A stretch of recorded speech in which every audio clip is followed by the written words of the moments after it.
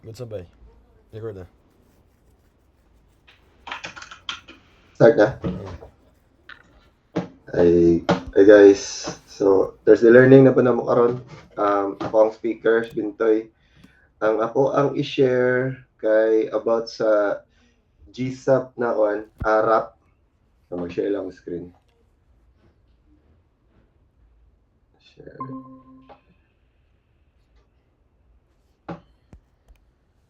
So, alam ko basic na gibuhat rin na HTML. So, ano siya, H1. Tapos, basic na styling. Then, dire ang part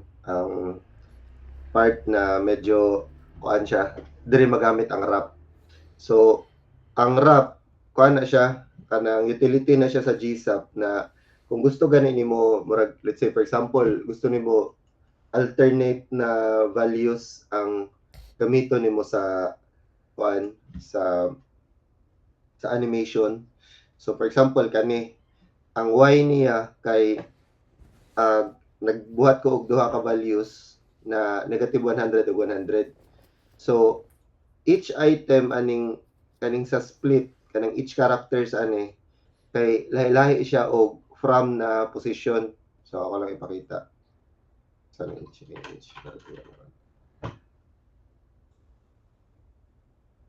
makita ninyo, naka-alternate siya. So, ang first na item, ang add na items kay naka negative 101. Tapos, ang katong even na items kay nakabali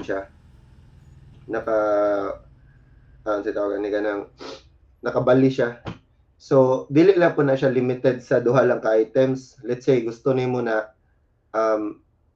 daghan siya kanang variations gani. Let's say, ang uban kay, let's say, 200 baron or ang next na pod niya, let's say, tulo ka values.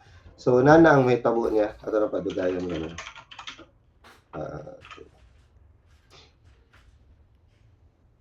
Diba? Napansin ninyo, pwede ka maka-set og unsa ang gusto nimo na unsa ni values na gamiton niya. So magamit ko na siya sa let's say saan siya rotation niya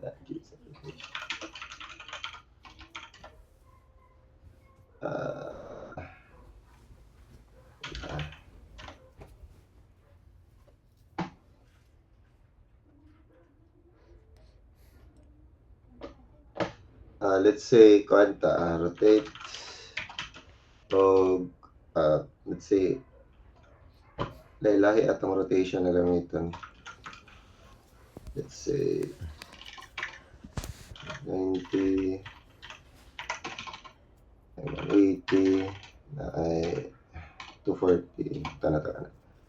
So magkuhan siya kung sa imong giset nimo mao tiyang gamiton based sa katong array sa imong elements na gamitan. So instead na isa-isahon nimo siya target, ma-automatic siya og nana. So ato lang. Questions? Waits. Sige, mara tamang Thursday learning karon. Salamat. Thank you guys. Sige. Buyers. Yung itngitan mo ba eh? Dark mode. Dark mode ba? Sige. Bye. Salamat.